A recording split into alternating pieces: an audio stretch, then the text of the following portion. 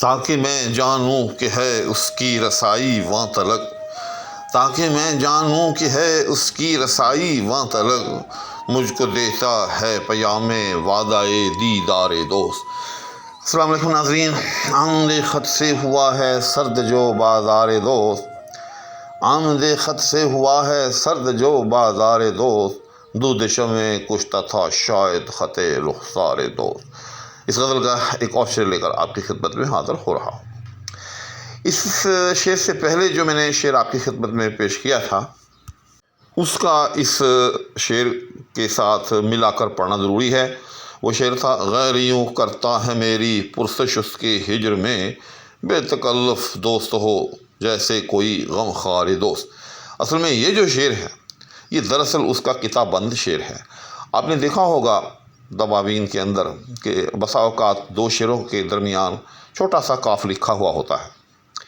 تو اگرچہ غزل کی جو حیت ہے اس میں عام طور پر یہ روایت ہے کہ ہر شعر اپنے تئیں ایک مکمل شعر ہوتا ہے، وہ اپنی تفہیم میں دوسرے شعر کا محتاج نہیں ہوتا، لیکن پھر بھی بسا اوقات ایسے اشعار بھی مل جاتے ہیں کہ جو کتاب بند شعر ہوتے ہیں، یعنی جس طرح سے ایک قطع چند ایسے اشعار پر مشتمل ہوتا ہے جو باہم مربوط ہوتے ہیں، تو اس طرح سے بسا اوقات بعض اشعار غزل میں ایسے بھی آ جاتے ہیں کہ جو ایک دوسرے کے ساتھ مربوط ہوتے ہیں، حتیٰ کہ اس طرح سے مربوط ہوتے ہیں کہ اگر ان کو آپس میں ایک نشست میں یا ملا کرنا پڑا جائے تو تشنگی رہ جاتی ہے تفہیم میں ایک گنا۔ تو اس شعر میں بھی کچھ ایسی ہی کیفیت ہے، کیونکہ اس سے پہلے جو شعر ہے کہ غیر یوں کرتا ہے میری پرسش اس کے ہجر میں، تو وہاں فاعل کی تصریح ہے، یعنی یہ عمل کون کر رہا ہے؟ غیر کر رہا ہے۔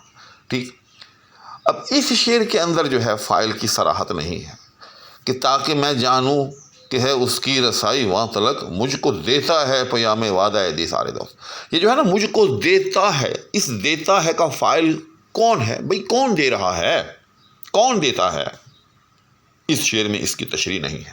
تو یاد رکھیے گا کہ اس دیتا کا فاعل جو ہے وہ غیر ہے جو اس سے پہلے شعر میں، بلکہ جہاں سے وہ شعر شروع ہو رہا ہے۔ تو اس کی تفہیم کے لیے آپ تھوڑی دیر کے لیے آپ لفظ غیر اس کے ساتھ جو ہے شامل کر لیں، یعنی مجھ کو غیر دیتا ہے پیام وعدہ دیدار دوست۔ تو اس تصریح کے بعد اب ہم اس شعر کی جو ہے وہ توضیح کی طرف آتے ہیں کہ تاکہ میں جانوں کہ ہے اس کی رسائی وہاں تلک۔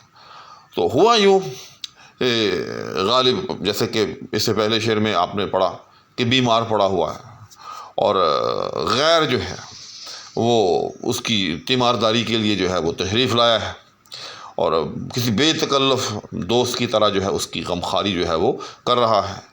تو اسی غمخواری میں، ٹھیک، اسی ڈھارس بندھانے یا اس کی حوصلہ افزائی کے عمل میں وہ رکیب روح سیاح جو ہے وہ غالب کو کہتا ہے کہ گھبرائیں نہیں، کوئی بات نہیں، میری اس کے ساتھ بڑی سلام دعا ہے، میں اس کو اس بات پر قائل کر لوں گا کہ وہ آپ کو اپنا دیدار کروا دے۔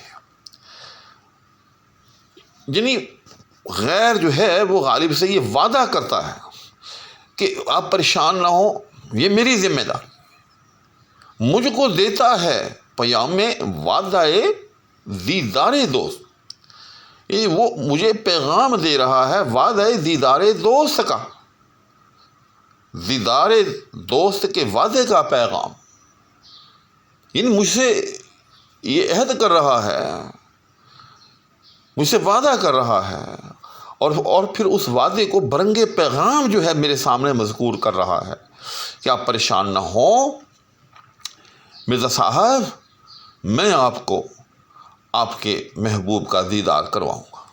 لیکن غالب کہتا ہے کہ او ہو میں جانتا ہوں کہ اس بدبخت کی نیت کیا ہے۔ دراصل وہ مجھے یہ بتانا چاہ رہا ہے کہ دیکھو مرزا صاحب، تم تو اس کی ہجر میں تڑپ رہے ہو، تمہاری اس تک کوئی رسائی نہیں ہے، لیکن میری اس تک بڑی پہنچ ہے، تاکہ میں جانوں کہ ہے اس کی رسائی وہاں تلک، اور تاکہ میرے اس کے ساتھ ایسے تعلقات ہیں کہ اگر میں چاہوں تو وہ آپ کو اپنا دیدار کروا دے۔ یعنی آپ یہاں بستر پہ ایڑیاں رگڑ رہے ہیں، اس کے ہجر میں آنسو بہا رہے ہیں، اس کو ایک نظر دیکھنے کے لیے بےتاب ہیں، لیکن کوئی سبیل دیدار نہیں نکل رہی۔ لیکن میری اس تک ایسی رسائی ہے کہ اگر میں چاہوں تو آپ کو ایک لمحے میں جو ہے اس کا دیدار کروا سکتا ہوں۔ تو اس سے غالب کے دل پر اور جو ہے یوں سمجھیں کہ کڑی جو ہے وہ بیتتی ہے اور تکلیف ہوتی ہے کہ دیکھیں، پہلا ستم تو یہ کہ مجھے اس نے دیدار سے محروم رکھا، دوسرا ستم یہ کہ میرے رقیب کو جو ہے وہ دیدار کرواتا ہے، اور ستم بالائے ستم تیسرا یہ کہ اس کے ساتھ اس کے ایسے تعلقات ہیں کہ اگر یہ رقیب روح سیاہ چاہے تو وہ مجھ کو بھی دیدار کروا دے۔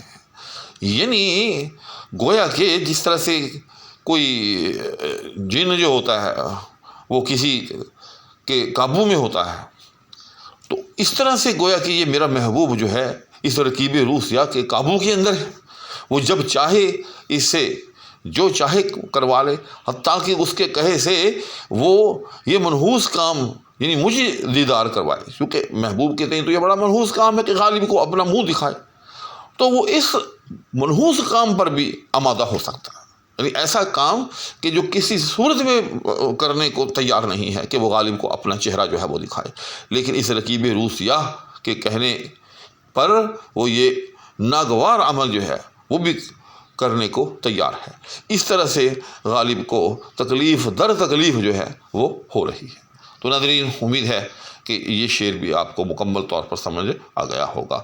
اس شعر میں بھی اگرچہ ایسی کوئی بظاہر پیچیدگی نہیں ہے، کوئی بظاہر مشکل لفظ بھی نہیں ہے، لیکن شعر کی روانی، شعر کی سلاست، شعر کی برجستگی جو ہے وہ قابل دید ہے اور قابل تحسین ہے۔ کوئی بھی صاحب ذوق جو ہے اس شعر کو جب پڑھے گا تو ایک خاص قسم کا کیف جو ہے وہ حاصل کرے گا۔ اسی کے ساتھ نیز دعاؤں کی درخواست کے ہمراہ اب آپ سے اجازت چاہوں گا۔ اللہ حافظ۔